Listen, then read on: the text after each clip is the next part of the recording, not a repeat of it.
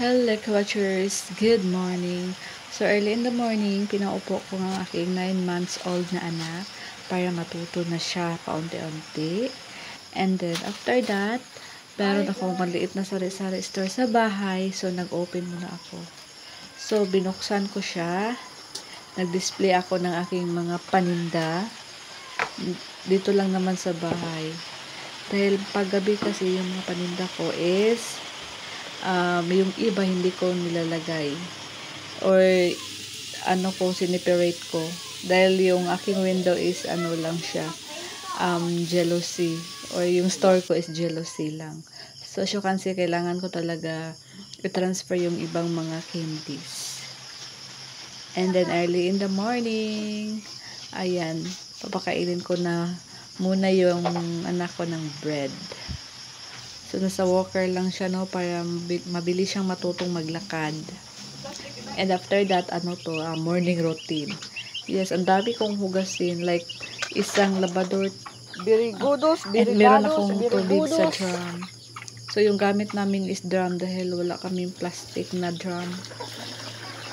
So, dami kong hugasin. Apat kaming kumain. And then, before ako maghugas, kailangan ubusin lahat ng pinggan na malinis. Pag once tanan gamit na, so dyan pa ako maghugas. And after that, yung anak ko pinaligo ko. Sobrang mag-enjoy siya pag ganito, oh. Meron akong gripo sa jug. Ayan. And after that, pinatulog ko siya. And then, paggabi naman, ayan.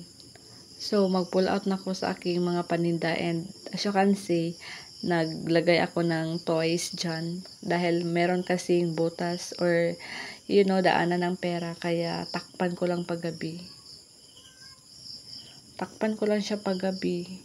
Para hindi manakaw yung mga paninda ko. And, yung iba, tina-transfer ko.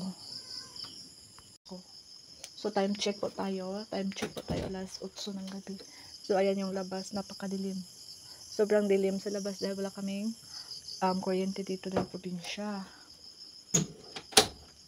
And then, ayan. So, yung anak ko dito sa sala natulog. Actually, dito siya nakatulog and hindi ko na siya i-transfer. Dito na lang siya kasama yung kanyang pusa. Ayan. So, yung anak ko lang lalaki ay diyan lang siya matutulog. Ayan. And then, pasok tayo sa loob. Naman yung anak kong isa.